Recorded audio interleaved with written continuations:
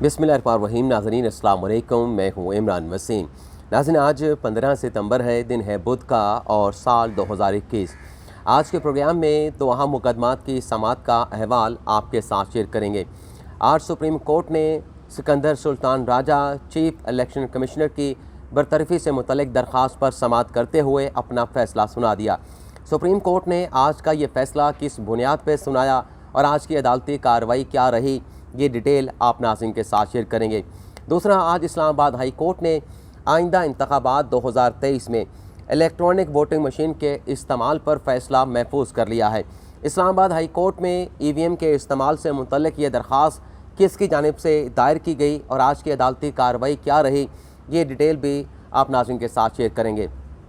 तो पहली खबर से गुफ्तगू का आगाज़ करते हैं, जो आज सुप्रीम कोर्ट में सिकंदर सुल्तान राजा की तैनाती को एक आइनी दरख्वास्त के ज़रिए चैलेंज किया गया था। कायम मकाम chief justice of Pakistan justice Umar Bandial की सरबराही में 2 रुकनी बेंच ने आज इस दरख्वास्त पर समाअत की है। आज की अदालती कार्रवाई का अहवाल बयान करने से पहले अली अजीम अफरीदी, जिन्होंने सिकंदर सुल्तान राजा की तैनाती को सुप्रीम कोर्ट ऑफ पाकिस्तान में चैलेंज किया था, ये जो दरख्वास्त गुजार नौजवान वकील हैं, इनका ताल्लुक़ खैबर पख्तूनख्वा से है। इस दरख्वास्त में जो अली अजीम अफरीदी ने सिकंदर सुल्तान राजा की तैनाती के खिलाफ सुप्रीम कोर्ट ऑफ पाकिस्तान में दायर की गई थी, उसमें उनकी तैनाती को किन ग्राउंड पर चैलेंज किया गया था, ये जब अदालती कार्रवाई का अहवाल आपके साथ शेयर करेंगे, ये सारी डिटेल जो है उसमें आ जाएंगी। लेकिन यहाँ पर यह बताना ज़रूरी है कि जब अली अजीम अफरीदी ने सिकंदर सुल्तान राजा की तैनाती को सुप्रीम कोर्ट ऑफ पाकिस्तान में चैलेंज किया था, तो उनकी दरख्वास्त पर सुप्रीम कोर्ट के रजिस्ट्रार की तरफ से एतराज़ात लगाए गए और एतराज़ात लगाने के बाद अली अजीम अफरीदी की दरख्वास्त को जो है वो वापस कर दिया गया था।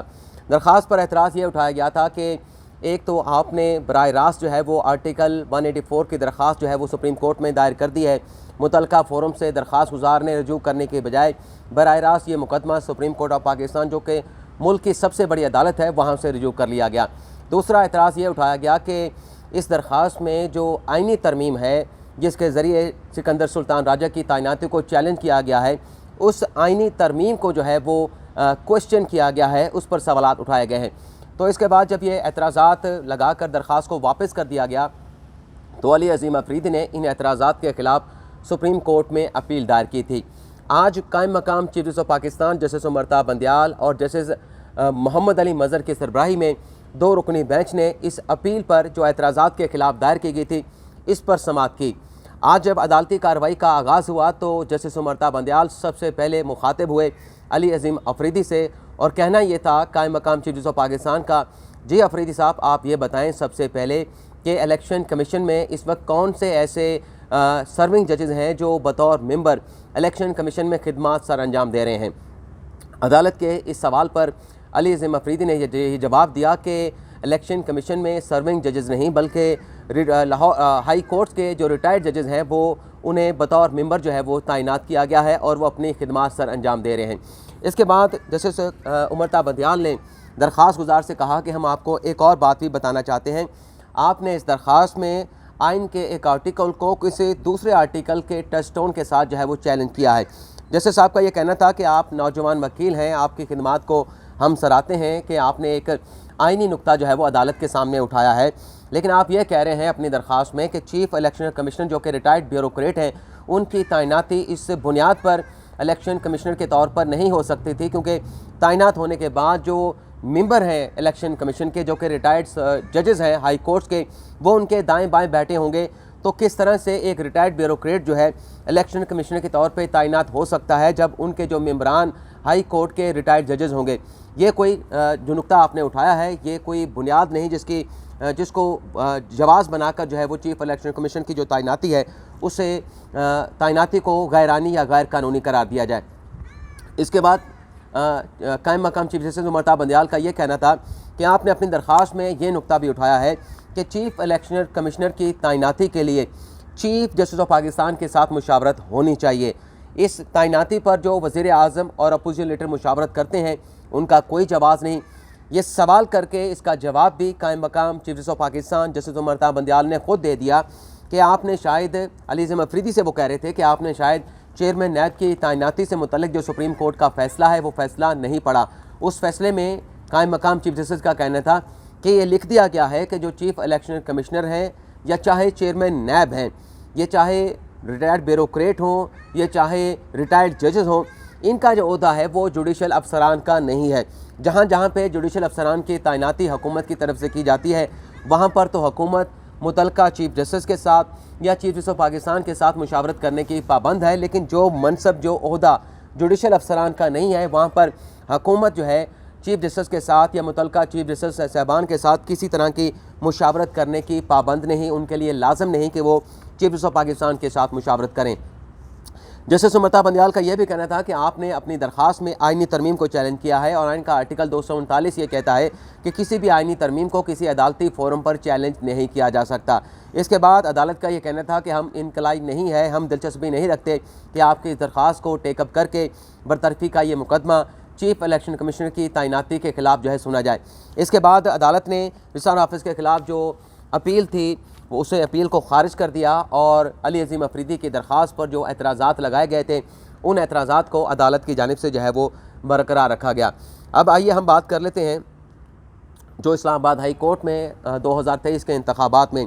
इलेक्ट्रॉनिक वोटिंग मशीन से मुतल्लिक दरख्वास्त दायर की गई है, उसका जिस पर फैसला भी अदालत ने आज चीफ जस्टिस अतर मिनल्ला ने महफूज कर लिया है, उस केस की समाअत का अहवाल आपको बताते हैं। ये दरख्वास्त नाज़रीन लाल मस्जिद के जो वकील रहे हैं एडवोकेट तारिक असद, उनकी जानिब से सुप्रीम कोर्ट ऑफ पाकिस्तान में दायर की गई थी। आज जब मुकदमे की समाअत का आगाज़ हुआ तो चीफ जस्टिस अतर मिनल्ला ने तारिक असद से कहा कि आप तो बड़े बड़े इश्यूज़ जो है वो लेके आ जाते हैं, अदालतों में इस तरह की दरख्वास्तें दायर करते हैं, जिस पर एडवोकेट तारिक असद ने अदालत में दलाइल देते हुए कहा कि हुकूमत इलेक्शन कमीशन की जो अथॉरिटी है उस पर डोमिनेट करना चाहती है, यानी हुकूमत जो है वो इलेक्शन कमीशन पर गालिब आना चाहती है, इलेक्शन कमीशन को दबाव में लाना चाहती है। जिस मज़ीद तारिक असद का ये कहना था कि इलेक्शन कमीशन को हुकूमत की तरफ से तनकीद का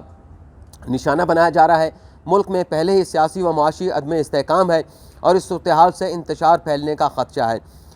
जब ये दलाइल दिए गए तारिक असद की तरफ से तो chief justice Islamabad high court Athar Minallah ने रिमार्क्स में कहा कि अभी यह दरख्वास्त कबल अज़ वक्त है, अभी तो इस पर बहस होनी है, यानी जो हुकूमत इंतखाबी इस्लाहात लाने जा रही है, अभी ये बिल पार्लियामेंट में दोबारा से पेश होगा, उस पर बहस की जाएगी और बहस के बाद ये जो इस्लाहात का मुसवदा है ये कानून की शक्ल जो है अख्तियार करेगा। चीफ जस्टिस का मज़ीद ये कहना था कि मैं आर्डर कर दूँगा, आपको इलेक्शन कमीशन के जो एतराज़ात की कापी है वो मिल जाएगी। लेकिन तारिक असद ने कहा कि सेनेट की कायमा कमेटी के पास इलेक्शन कमीशन ने एतराज़ात दाखिल किए हैं, अदालत भी इलेक्शन कमीशन को नोटिस जारी करके जो एतराज़ात उन्होंने EVM मशीन के इस्तेमाल के हवाले से आइंदा इंतखाबात से मुतल्लिक उठाए हैं, उन एतराज़ात की कापी इलेक्शन कमीशन को हुक्म दिया जाए कि वो इस मुकदमे में उन एतराज़ात की कापी जो है वो इस्लामाबाद हाई कोर्ट में जमा कराएँ। चीफ जस्टिस ने इसके जवाब में कहा कि इलेक्ट्रॉनिक वोटिंग मशीन के ज़रिए इंतखाबात के लिए तो कानून साजी की ही नहीं गई और अभी तक ये कानून साजी होना है, जिस पर फिर दरख्वास्त गुजार ने कहा कि हमें अभी तक नहीं पता चला कि EVM के ज़रिए कैसे वोट कास्ट होगा। और मज़ीद तारिक असद का कहना था कि गाँव में बैठे गैर तलीम याफ्ता लोग अपना हक़ राही दही किस तरह से इस्तेमाल करेंगे, किस तरह से वो इलेक्ट्रॉनिक वोटिंग मशीन का इस्तेमाल करेंगे, इस हवाले से तो अभी आगाही मुहिम भी का आगाज़ नहीं किया गया। लेकिन चीफ जस्टिस अतर मिनल्ला का कहना था कि अभी तो कानून पास होगा, पार्लियामेंट इस कानून पर बहस करेगी, ये बिल पार्लियामेंट में दोबारा से पेश होगा, फिर इस बिल को जो है कानून की शक्ल दी जाएगी, तो उसके बाद फिर इलेक्शन कमीशन जो है वो लोगों को अवेयरनेस कैंपेन देगा, अवेयरनेस आगाही मुहिम करेगा कि किस तरह से इलेक्ट्रॉनिक वोटिंग मशीन का इस्तेमाल करके, चाहे वो गाँव में बैठे हुए लोग हों, चाहे वो शहरों में बैठे हुए लोग हैं, तो इलेक्शन कमीशन की ज़िम्मेदारी बनेगी कि लोगों को एजुकेट करे कि किस तरह से वो इलेक्ट्रॉनिक वोटिंग मशीन का इस्तेमाल करके अपना हक़ राही दही जो है वो इस्तेमाल कर सकती हैं। इसके बाद अदालत ने चीफ जस्टिस अतर मिनल्ला ने इस दरख्वास्त के काबिल समाअत होने पर फ़ैसला महफूज कर लिया, जिसका इम्कान है कि ये महफूज किया गया फ़ैसला आज दोपहर या शाम किसी वक्त भी जो है अदालत की जानिब से सुना दिया जाएगा। आपसे इजाज़त चाहते हैं। अल्लाह हाफ़िज़।